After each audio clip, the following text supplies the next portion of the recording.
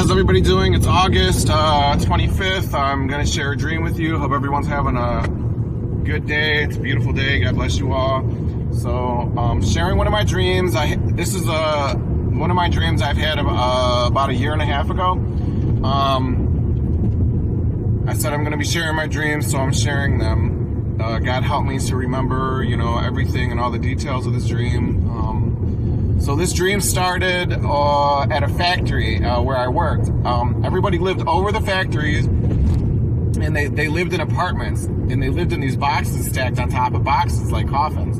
And you had to crawl or climb up the boxes to get to your coffin every night, and that's where you slept. That's how people lived. And nobody was allowed to own anything by law, and you were just supposed to do what you're told. That's it. So everybody kind of looked like avatars. Like, everyone looked the same, and there was no female or male. Like, people called each other slur and him, her, and I didn't understand that part. That was really confusing, but everyone looked like avatars before you added anything. So nobody had private parts.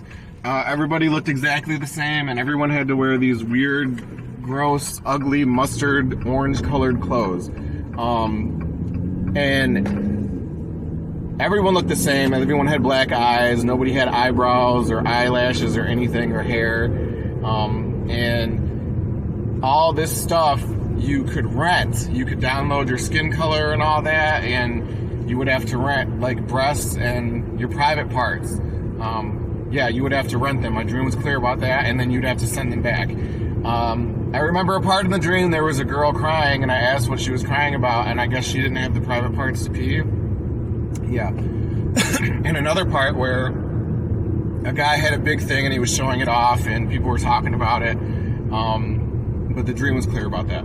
So anyway, in the dream I was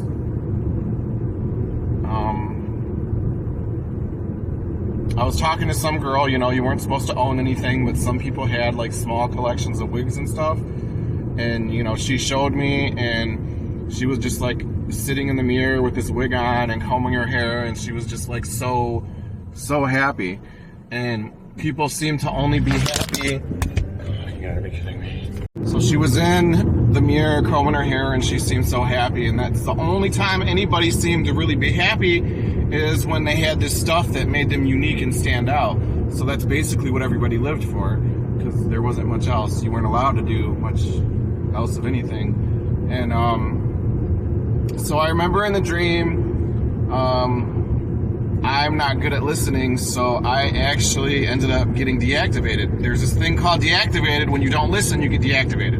And I guess there's different levels of deactivation, and the first level was I could not eat. So I learned very quickly after I got deactivated that I couldn't use money or anything. And when I tried to eat something, when I put it to my mouth to chew, this blue light would electrocute me. That blue light's in my dream a lot. But so I learned really quick I couldn't eat.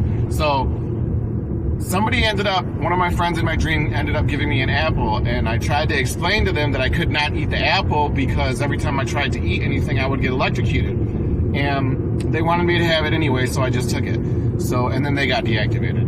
And then there was another part in the dream where I guess I got deactivated even further, and that's because I guess the phone was telling me it was time to eat my bugs, and I wasn't about to eat any bugs, so I got further deactivated, which meant apparently that I couldn't talk anymore. Basically, my body was just like a robot, and I was trapped inside my head.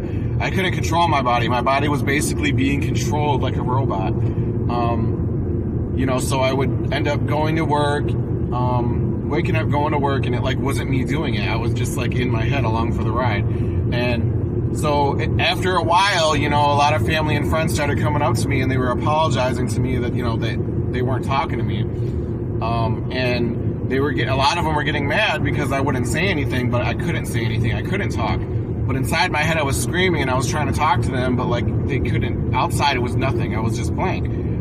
The only thing that happened on the outside that could happen was that I would cry. That's all I could do. Like, I would shed a tear. And people just thought I didn't want to talk to them. And they got mad, because they were like, I risked being deactivated to talk to you. And they would apologize, I don't know. But anyway, almost like they didn't know, they didn't know that the extent of deactivation was that bad.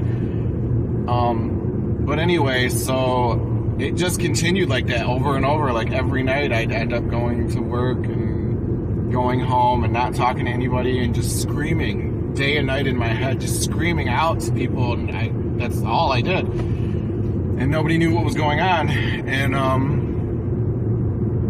one night I was in my coffin and I had a heart attack.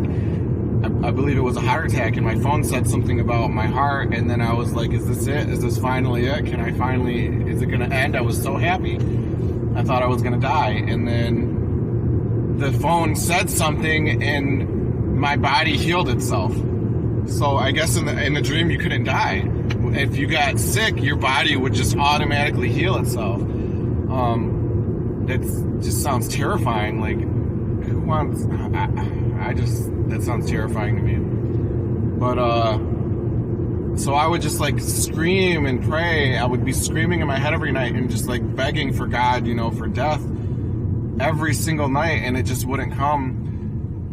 There was a part in this dream, that I was told I have to start sharing these dreams, and that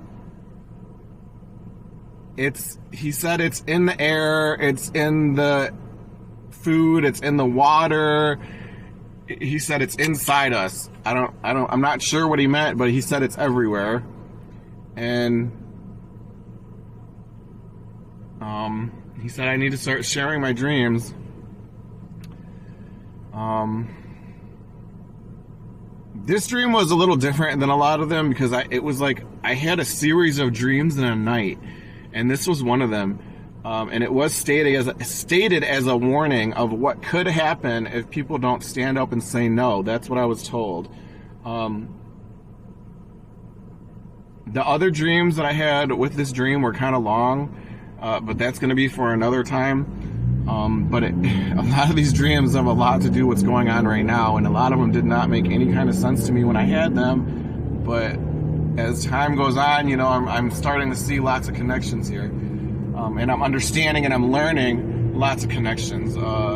So this is a learning process for me. I'm sorry I'm not an excellent video maker. And,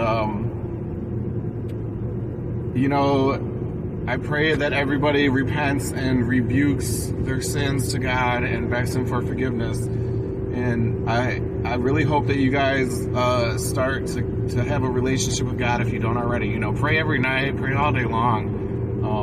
Start a relationship with God if you don't have one already. And I know it's hard, but we should all be trying to walk in God's Word and, stop the sinning. And like I said, I know it's hard. I'm not perfect at all. I never claim to be perfect. I will never be anywhere near perfect.